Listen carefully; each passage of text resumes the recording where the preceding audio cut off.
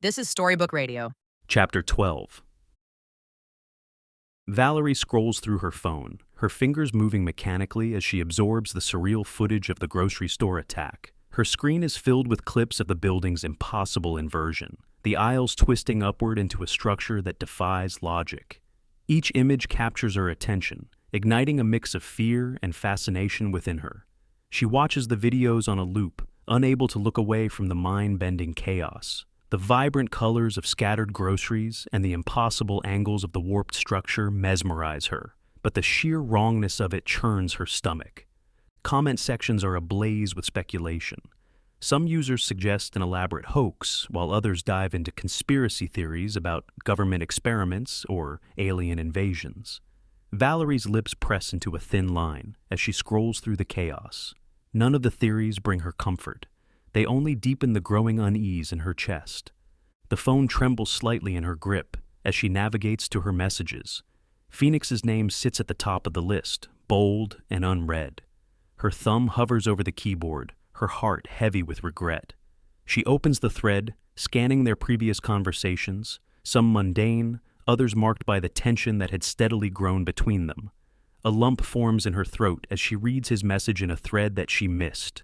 Received. Yes. She was my wife. Some lady took her life in a car wreck. She longs to reconcile, to bridge the growing chasm between them, but the words refuse to come. Now, those moments feel distant, obscured by the shadow of everything that has happened. Her emotions churn, a storm of longing, anger, and guilt. She types a few words, then deletes them, the blank screen mocking her indecision. She wants to tell him that she's sorry for not paying attention to the road, for not putting away her phone when she reached to see a text by some random person. She tucks her hand in her collar, feeling for the smooth scar scathing her shoulder. Setting the phone aside, Valerie buries her face in her hands. The weight of the situation bears down on her, suffocating in its intensity. She takes a shaky breath and looks back at the phone, the screen now dark.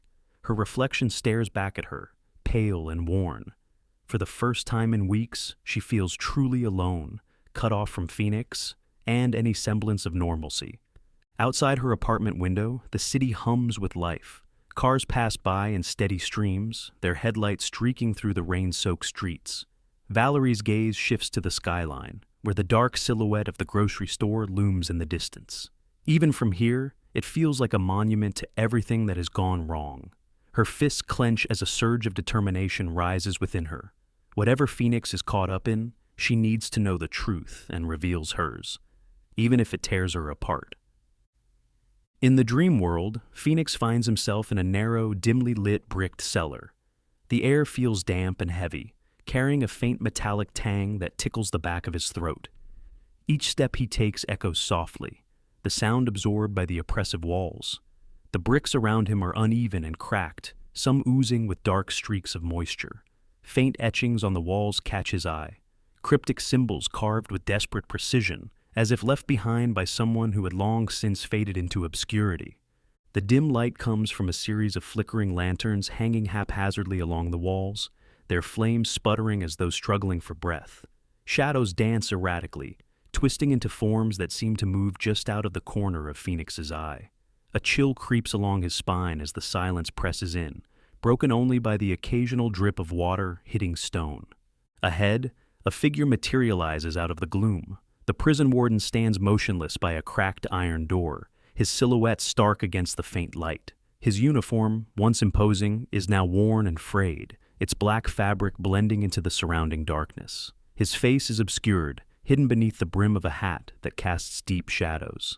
Despite his stillness, he emanates a quiet authority that stops Phoenix in his tracks. Without speaking, the warden extends a hand, holding a small, rectangular metal slip. The polished surface catches the dim light, and Phoenix hesitates before stepping forward. The air seems to grow colder as he reaches out, his fingers brushing against the metal. The slip feels unnaturally cold, sending a sharp jolt through his hand as he takes it. The engraving on its surface shifts and warps, the letters omniscient, twisting and melting until they reconfigure into a single word: Phoenix. The warden's gaze feels heavy, his presence commanding yet unthreatening. From his other hand, he produces a key. It is ornate, its head crafted into the shape of a red bird, with wings outstretched, intricate details etched into the metal as though it had been carved by a master artisan. The warden steps closer and places the key into Phoenix's trembling hand. The chill of the key seems to seep into his bones. "Never give this key to another soul," the warden intones, his voice low, "for eternity will bound you to this world." The gravity behind his words chill Phoenix more than the cellar's air. The words linger, heavy and foreboding, as if they are binding Phoenix to an unspoken pact. The warden steps back, his figure dissolving into the shadows with a fluid motion that defies logic. Phoenix is left standing alone, the key and metal slip weighing heavily in his hands. He stares down at the key, the red bird's color almost glowing, its gaze seemingly alive. The symbolism feels inescapable, but the warden's warning echoes in his mind, keeping him rooted in caution. He approaches the cracked iron door, the surface pitted and scarred with age. Every inch of the door speaks of battles fought and secrets kept, its cold, unyielding surface a stark contrast to the warmth of his own breath misting in the air. Taking a deep breath, Phoenix slides the metal slip on the door, then inserts the key into the rusted lock. The mechanism groans in protest, but eventually gives way, the door creaking open with a sound that reverberates through the cellar like a wail. The room beyond is an abyss, a void that swallows light and sound. Phoenix hesitates before stepping through, the clang of the door slamming shut behind him, ringing like a final judgment. The air is colder here, the silence so profound it feels alive, pressing against his ears and chest. A distant speck of light pierces the darkness, flickering like a star on the edge of collapse. Compelled forward, Phoenix begins to walk. Each step feels heavier than the last, the ground beneath him shifting with an unsettling give, as though it's not entirely solid. The oppressive void begins to morph, the darkness peeling back to reveal a vast desert landscape. Black sand crunches softly under his boots, its texture coarse and alien. Jagged mountains rise against a stark blue horizon, their shadows stretching like claws. The air hums faintly with a tension Phoenix can't place. Every sound, the whisper of the wind, the crunch of sand, is magnified, echoing in his mind as he moves forward. The speck of light grows closer, and with it, a faint voice reaches his ears, sharp and commanding. "Halt!"